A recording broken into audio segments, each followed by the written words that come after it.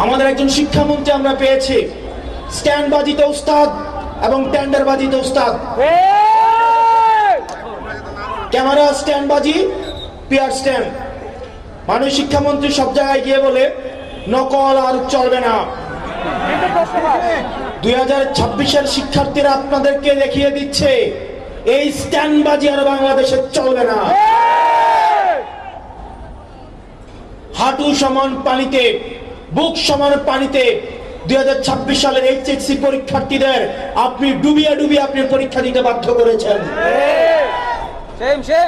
এবং একটা পরীক্ষার প্রশ্ন আপনি প্রণয়ন করেছেন, আপনি পরীক্ষার প্রশ্নের মধ্যে 2টা সৃজনশীল আপনি ভুল দিয়ে রেখেছেন। একটা পরীক্ষার্থীর তখন মানসিক অবস্থা কি ধরনের হয় একবার চিন্তা করেন। সে যখন দেখে প্রশ্নপত্রে ভুল, সে যখন নিজে চেষ্টা করে পরীক্ষায় উত্তর মিলানো, পরীক্ষা দিয়ে এসে হয়তো বুঝতে পারে প্রশ্নপত্রে ভুল, সে যখন উত্তর মিলাতে পারে না, তখন পরীক্ষার মধ্যে কি ধরনের মানসিক অবস্থা তৈরি হয় একবার চিন্তা করেন। আপনারা একবার দুঃখ প্রকাশের প্রয়োজন বোধ করলেন না, বরং এই শিক্ষার্থীদেরকে আপনারা বলছেন মাদকাসক্ত। এই শিক্ষামন্ত্রী, আপনি যাদেরকে ফার্মের মুরগি বলছেন, এই ফার্মের মুরগিরা রাস্তায় এসেছে বলে আজকে শিক্ষামন্ত্রী হয়েছেন। এই ফার্মের মুরগিরা রাস্তায় নেমে এসেছে বলেই শিলং থেকে এসে সংবিধান বিশেষজ্ঞ হয়েছে। এই ফার্মের মুরগিরা রাস্তায় এসেছে বলেই আজকে লন্ডন থেকে এসে বাংলাদেশের প্রধানমন্ত্রিত্ব করছে। শিক্ষামন্ত্রীকে বলবো, শিক্ষার্থীরা গিনিপিগ নয়, শিক্ষার্থীদেরকে নিয়ে এক্সপেরিমেন্ট বন্ধ করুন।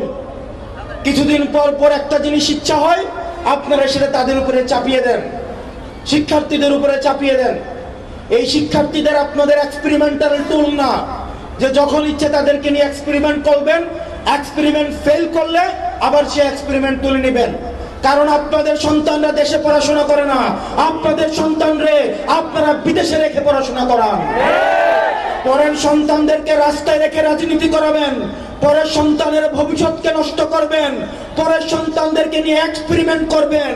এই বাংলাদেশ নিয়ে এক্সপেরিমেন্ট আর আমরা আপনাদেরকে করতে দিব না। নগদ নিয়ে এলো হার না মানা হার অফার। সর্বনিম্ন 10,000 টাকা রেমিটেন্স নগদে পাঠালে থাকছে স্বর্ণের হার জেতার সুযোগ। 2026 সালের এইচএসসি পরীক্ষার্থীদের প্রতি সংবেদনশীল আচরণ করার অনুরোধ করব। না হয় এই শিক্ষার্থীরা যদি রাস্তায় নেমে দৃঢ় অবস্থান নেয়, আপনার পাটাতন যে শক্ত না, এই অর্ধবেলা